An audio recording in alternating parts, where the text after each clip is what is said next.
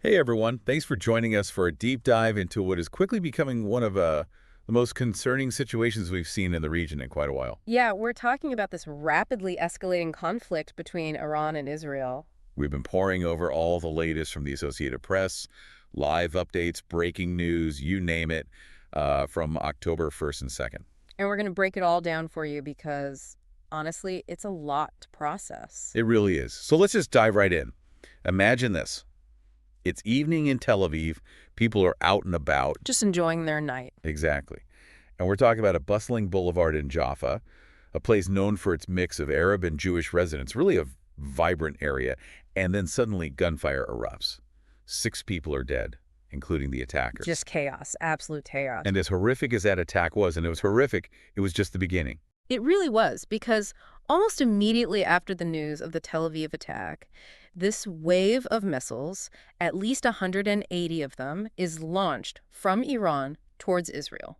180 missiles. At least. That's almost double the amount fired back in April when we saw that earlier flare-up. Exactly. And that's what makes this so concerning. This wasn't just retaliation for what happened in Tel Aviv. This was a huge escalation. It felt like a show of force. Absolutely. A very deliberate one. And you know Israel's Prime Minister Netanyahu, he does not mince words. He went on record almost immediately saying, and I quote, "Whoever attacks us, we attack them." Which is about as clear a promise of retaliation as you can get. And he followed through on that promise because Israel then launched ground operations in Lebanon directly targeting Hezbollah strongholds. We haven't seen this kind of incursion since the 2006 war. It's a major escalation. And it raises so many questions about Hezbollah's role in all of this. Okay, so let's talk about Hezbollah. For those who might not be as familiar, can you give us some background on who they are and what their connection is to all of this? Sure. So Hezbollah emerged back in the 1980s, and they were really born out of resistance to Israel's occupation of Lebanon at that time. They've always had this close relationship with Iran. Both financially and militarily, right? Exactly. Iran has been their main backer for decades, and because of that relationship, Hezbollah has been directly involved in numerous conflicts with Israel over the years. They're a major player in the region,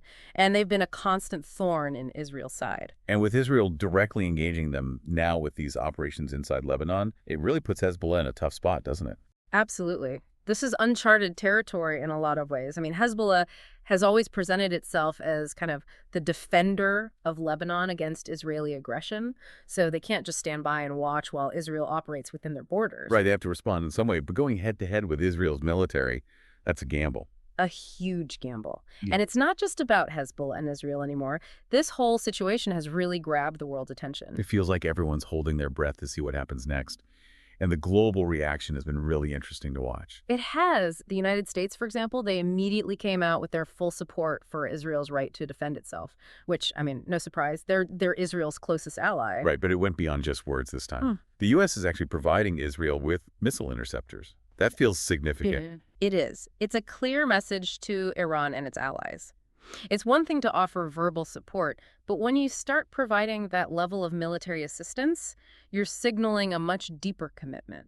And potentially escalating the situation even further. Exactly. It's a delicate balance. Yeah. You want to deter further aggression without inflaming things even more. And the U.S. isn't alone here. We've seen widespread condemnation of Iran's actions from pretty much every corner of the globe. A lot of calls for restraint, too, from the UN and other international organizations. Which makes sense. Everyone's worried about this turning into a wider regional conflict. And in the middle of all this, you have these very real, very human consequences unfolding right now. It's easy to get caught up in the geopolitical maneuvering, but we can't forget about the human cost. Right? We're talking about people fleeing their homes. We're seeing mass evacuations from Lebanon, foreign nationals scrambling to get out, with Cyprus basically turning into a hub for evacuees. It's heartbreaking to see those images, and it really makes you wonder, what would lead Iran to risk something like this? I mean, they had to know that firing those missiles could set off a much bigger conflict. It's the big question, isn't it? And there are a lot of theories floating around. Some analysts are saying that this is a sign of desperation from Iran, that they've been backed into a corner after a series of setbacks. And this missile barrage was a way to project strength and try to regain control. Because they're hurting. Potentially.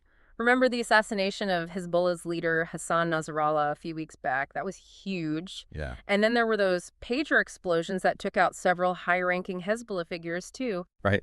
It did seem like Israel had somehow managed to infiltrate Hezbollah at the highest levels. It was a serious intelligence coup, and it exposed some real vulnerabilities. So it's possible that this missile attack, as bold as it was, wasn't really about starting a war. Maybe it was more about deterring further Israeli action. Trying to send a message. Exactly, like, we're still here, don't underestimate us. But isn't there a chance that it backfires? That this show of force actually leads to the very escalation they're trying to avoid? Oh, absolutely. There's always that risk. And knowing Israel's history, they're not known for backing down from a challenge. So the question now is, how do they interpret this move by Iran? Do they see it as an act of desperation by a weakened adversary, or a sign that they need to double down and really go after Hezbollah's capabilities? And speaking of Hezbollah, how does all of this impact their position? Their leadership's been shaken. They've suffered some potentially significant losses. Does that make them more likely to push for a full-blown conflict or to try to de-escalate? It's tough to say. Some intelligence suggests that Hezbollah is in a really vulnerable position right now, that they can't sustain a prolonged fight against Israel. But then you have others who believe that they're just laying low, biding their time, waiting for the right moment to strike back. So we're left with a lot of uncertainty here, a lot of what-ifs. We are, and that's what makes the situation so volatile. The situation on the ground is changing by the hour. But if there's one takeaway from all of this, it's that the risk of this spiraling into a much larger regional conflict is very real. And if that happens, the consequences could be devastating, not just for the region, but for the entire world. As So we'll be watching all of this very closely, and we'll continue to bring you the latest as this story develops. It's a tense time in the region, and one that really underscores the importance of diplomacy and finding a path to de-escalation. But as we've seen, events can shift very quickly. And it's that uncertainty that really has everyone on edge. it is, it only takes one miscalculation, one wrong move for things to escalate even further. We can only hope that cooler heads prevail. Thanks for joining us for this deep dive, and we'll be back soon with more as this story continues to unfold.